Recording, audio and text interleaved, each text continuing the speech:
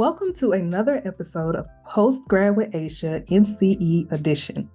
This video will be the start of me discussing or continuing to discuss theories, theorists, and key stakeholders in the development of psychology with a hint of sample questions at the end. In this video, I will focus on Carl Jung. My name is Asha Creary. I am a licensed professional counselor supervisor in the state of Texas and in Missouri. I operate a small private practice in Central Texas, and I thoroughly enjoy teaching, mentorship, learning, counseling, anything in this arena, you name it, I love it. I currently hold a national counselor certification, a Texas educator certificate, and I hold a registered play therapist distinction. So let's jump into talking about Carl Jung. So who is Carl Jung? Carl Jung was known as a psychiatrist, psychotherapist, and psychologist who disagreed with Freud on the idea that neurosis originated in the libido. Jung emphasized psychic energy. He introduced the terms archetypes, logos, and eros. All right, so let's jump into his contributions to psychology. So what did he contribute to psychology? So he contributed word association technique, introversion versus extroversion, Myers-Briggs type indicator, archetypes, logos, and eros. Jung was credited with the word association technique. The test is based on the idea that the unconscious can control the conscious will. A single word can touch past traumas and reveal unresolved inner conflicts. In the introvert versus extrovert conversation, according to Carl Jung, introverts acknowledge more readily their psychological needs and problems, whereas extroverts tend to be oblivious to them because they focus more on the outer world. The Myers-Briggs type indicator is a measure of personality type based on the work of the psychologist Carl Jung, i.e., which is why we're talking about him. Isabel Myers developed the Myers-Briggs type indicator during the Second World War to facilitate better working relationships between healthcare professionals, specifically nurses. Archetypes are universal symbols or patterns that are present in the collective unconscious of all humans. Collective unconscious of all humans. That's going to be important later. Just keep that in your memory box. They are innate and inherited, and they shape our thoughts, feelings, and behaviors. Jung believed that by understanding these archetypes, we can gain or could gain insight into the human psyche and better understand ourselves and others. Let's get into logos and eros. So logos is masculine, eros is feminine. So how can you remember the two? Okay. Logos has an L in it. Masculine has an L in it. Masculine, logos, LLL, masculine, logos. So that's the only way that helped me remember it when I was taking my exam. But keep in mind, masculine has the letter L in it, and so does logos. That's all you need to remember, because if you can't remember something for eros or feminine, if you know the opposite, you'll be just fine. So according to Jung, woman's psychology is founded on the principle of eros, the great binder and loosener, whereas from ancient times, the ruling principle ascribed to man is logos. Jung conceptualized the eros as the womb-like existence that gives peace, the life-living sacrificial essence willing to undergo almost anything in order to preserve life. The wild mystery at odds with all who might try to come against the child, the family, or the future altogether. I guess that's where we got the term mama bear from, right? But keep in mind that he felt like a womb-like existence. Women are sacrificial to undergo the most to preserve life, and they will go against anybody who tries to tarnish the child, the family, or the future altogether. Okay. Individuation is the agreement of the conscious and unconscious part of their personality, or of a person's personality. So Jung describes individuation as a self-realization process that nudges one to discover the true purpose and meaning of life. The wholeness or personal growth is realizing as the individual becomes more and more aware of their unconscious side. So you start to realize wholeness and personal growth when you become more and more aware of your unconscious side, okay? The progress towards self-actualization can be a lifelong process, okay? So in anything, remember, lifelong process when it comes to discovering who you are as a person. And individuation is when the conscious and unconscious part are in alignment in your personality. Okay, so let's jump into archetypes. So there is a lot of them, and I'm going to go into all of them, but for the sake of your exam, you will probably most likely only see the 4 common archetypes. Should you know the other ones? Absolutely. But the 4 common archetypes is probably what you learned in college. You probably didn't see much about the other additional archetypes in your graduate program. And that's probably just because it's not something that is talked about as common as the common archetypes. Okay. All right. So we'll get into the first 4 and then we'll jump into the additional ones in just a second. So Carl's review of literature led him to believe that certain archetypes have appeared in religious writings, dreams, myths, and fables since the dawn of history. These archetypes are the common, collective unconscious, which is passed down from generation to generation. Okay, so when you think about seeing archaeologists be out there in those caves, and they're like looking at symbols, and they're like trying to figure out what information was being shared back in BC, or before Christ or after Christ, this is what most people attribute to archetypes. Archetypes, archaeologists, you get it? All right, cool. Anyway, I'm gonna speed past that. All right, so collective unconscious, meaning everybody in this world is a collective unconscious that has information that they pass down from generation to generation, and they are common. Collective unconscious, generation to generation. That's what you need to remember about archetypes. All right, so anima is the female characteristic of personality. So female has an A in it. Keep that together. Anima, female. And when I say it has an A in it, you want to keep in mind that the A is at the end of the word. Okay. Animus is the male characteristics of personality. So animus sounds masculine. So we're going to just remember that. If you don't remember the other one, just remember one of them, okay? So anima, again, is female, and animus is male, the characteristics of your personality. All right, the shadow is the unconscious opposite of a person's conscious expression. The persona is the mask that you wear or the role presented to hide your true self, okay? All right, so let's get into the additional archetypes. The way is the image of a journey or voyage through life. The self is the aspect of the mind that unifies or orders an experience. Rebirth is the concept of being reborn, resurrected, or reincarnated. Stock characteristics are dramatic roles that appear over and over in folktales. The hero is a character that vanquishes all evil and rescues the downtrodden or the weak or those in danger. The trickster is a character that plays pranks or works magical spells. The sage is a wise old person. Power is a symbol such as an eagle or a sword.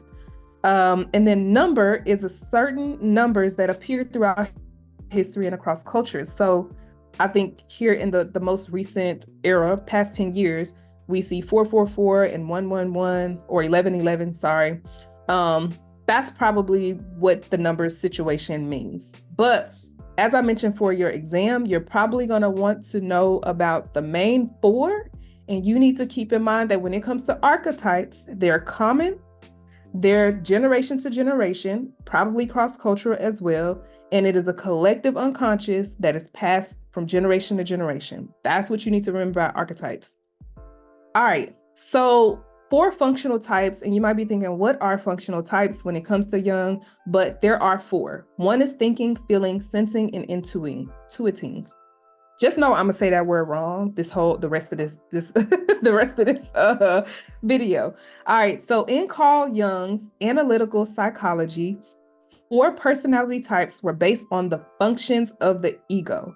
So functional types is what he believed are the functions of the ego. All right. So when it comes to thinking, it is the intellectual process involving ideas that helps function, or that is a function of the ego. Feeling is an evaluative function involving value or worth. Sensing is a function involving recognition that something exists without categorizing or evaluating it. Intuiting is a function involving creative inspiration without having all facts. Okay. I don't think you'll see this on your exam, but just know that there are 4 functional types, whether you remember them or not, and remember that they serve, or that they were based on functions of the ego. And it's kind of like your 5 senses. Maybe that'll help you remember the 4 functional types. Kind of. But I don't think this will be on your test. I could be wrong, but I don't think this is going to be on your test, but I'm putting it out there just in case it's on your test. All right, so psychology, dreams, and religion. What does that have anything to do with Carl Jung? So let's get into it.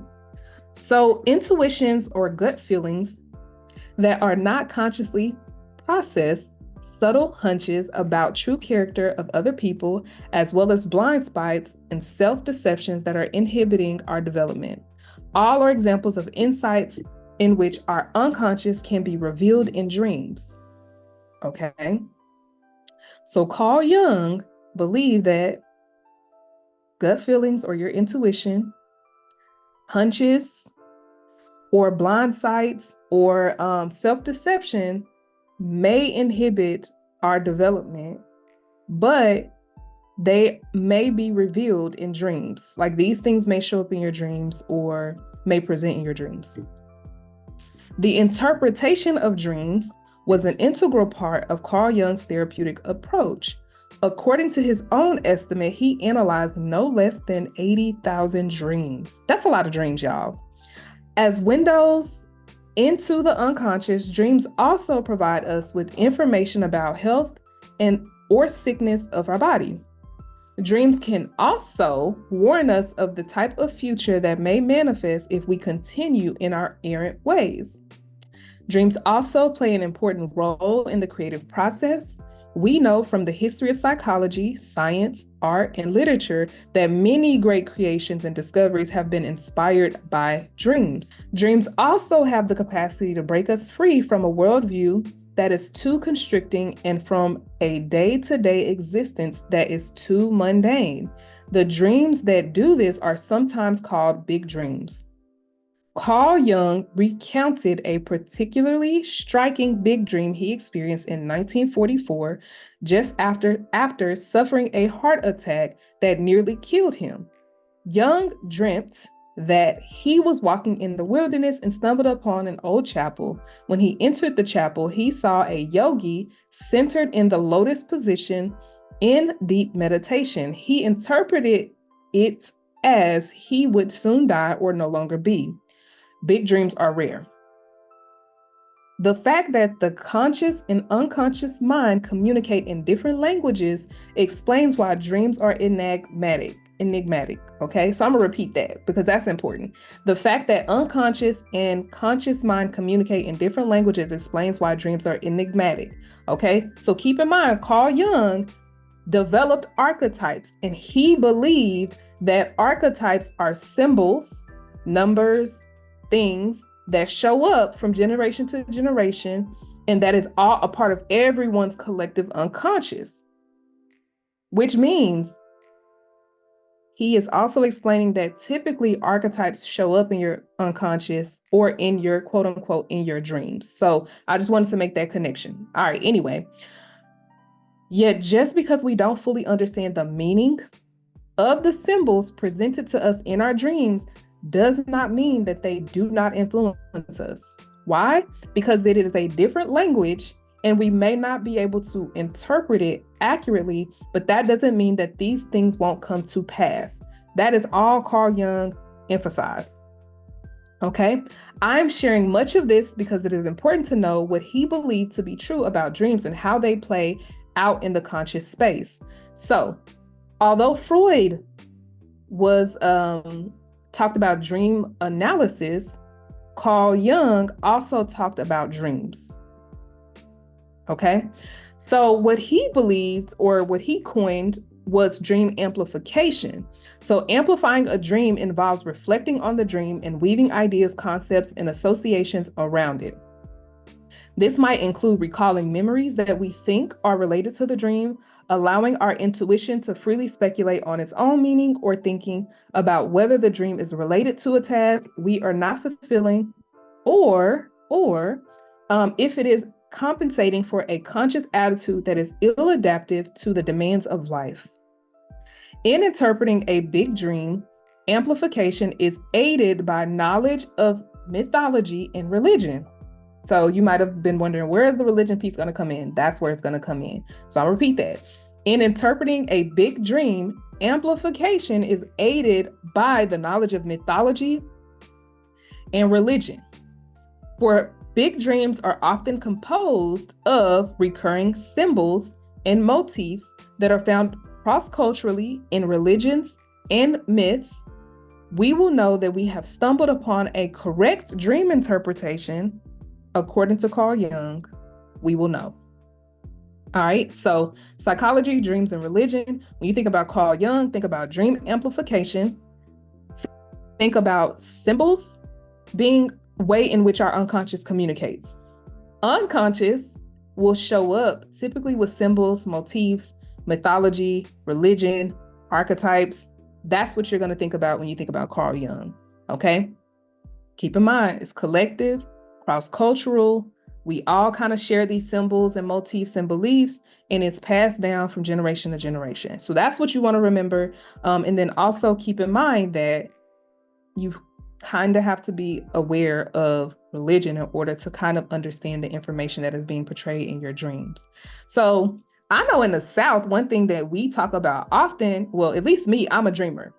I dream about all kinds of stuff, and sometimes they be on 10 and sometimes they're not, but sometimes I do get up and I try to do the dream amplification so that I can really understand what this dream means to me.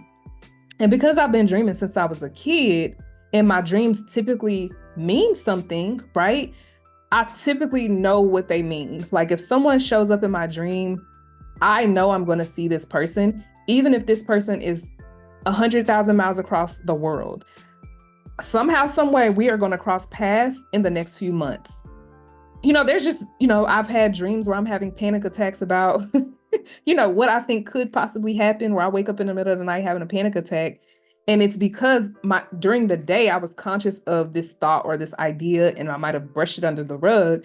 And then it showed up in my dream like, yes, that was actually bigger than you thought it was or than you made it was. So let's process that and let's amplify this dream. So the reason why I'm using the term dream amplification is because I need you to remember that when it comes to Carl Jung. So I thought that sharing a story would be helpful for that. All right, so that's pretty much it when it comes to Carl Jung. So we're going to jump into the sample questions at the end. So question number 1, Carl believed what? So I'm going to read the answer choices as I promised, because I know there's some people that are listening to the videos while they're driving. So Carl Jung believed, answer choice A, the process of self-actualization can be a lifelong process. Answer choice B, personal growth requires a person to become more aware of their conscious side. Answer choice C, the process of self-actualization can be a short process. Answer choice D, individuals by instinct are driven towards their unconscious mind. Okay, I'll give y'all 10 seconds to answer that, and then I'll go over the explanation.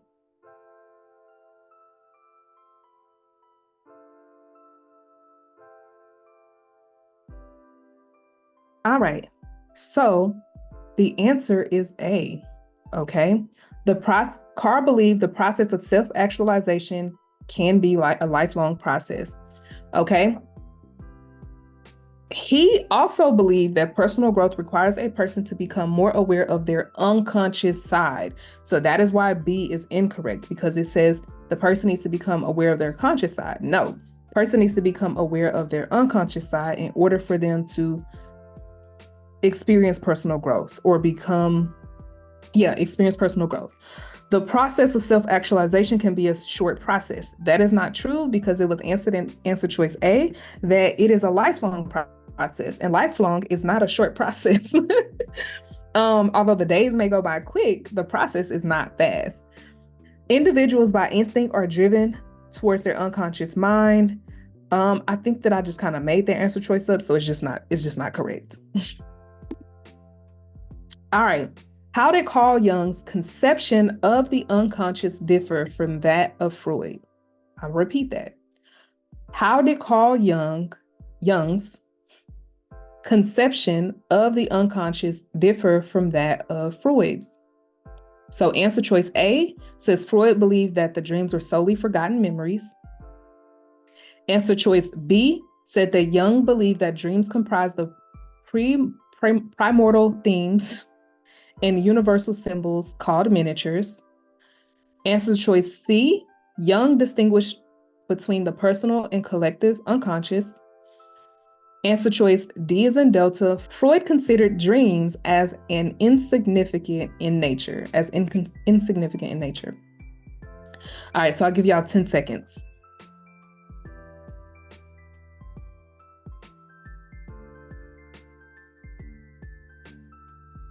All right, so the answer choice is C as in Charlie. So Carl Jung's concept of the unconscious differed from that of Freud in one way, that he distinguished the personal and collective unconscious, okay? What else could possibly be true if this answer choice was different would be that Carl Jung believed in symbols, motifs, and religious as being a part of dreams, or as being a part of one's unconscious mind. All right, so Freud, he discussed free association, okay? Carl Jung is dream amplification. Freud, free association, he mentioned that they were repressed or forgotten memories. So the reason A is wrong because it says solely forgotten memories. He believed that they were repressed or forgotten memories. Jung believed that dreams comprised of primordial themes, and universal symbols called miniatures. No, they were called archetypes, okay? Miniatures show up in play therapy or sand tray, not in Carl Jung's space at all. And then Carl Jung believed that the unconscious is a collective memory of the human species. Primordial themes and universal symbols he called archetypes. He distinguished between the personal and the collective unconscious. So that was also mentioned in one of the previous slides when I was going over information in regard to his beliefs around the unconscious. All right. So which of the following is not one of the main 4 archetypes discovered by Jung? Okay. So there's anima, shadow, animus, or personification. So I'll repeat the question and the answer choices. Which of the following is not one of the main 4 archetypes discovered by Carl Jung? Anima, shadow, animus, or personification?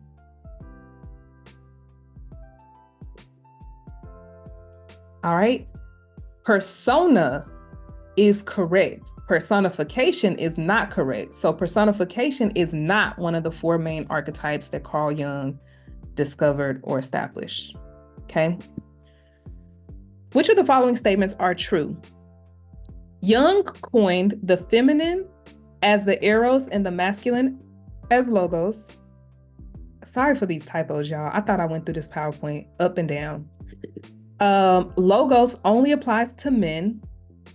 Jung coined the feminine as the logos and masculine as the eros. Eros is more developed than logos in men.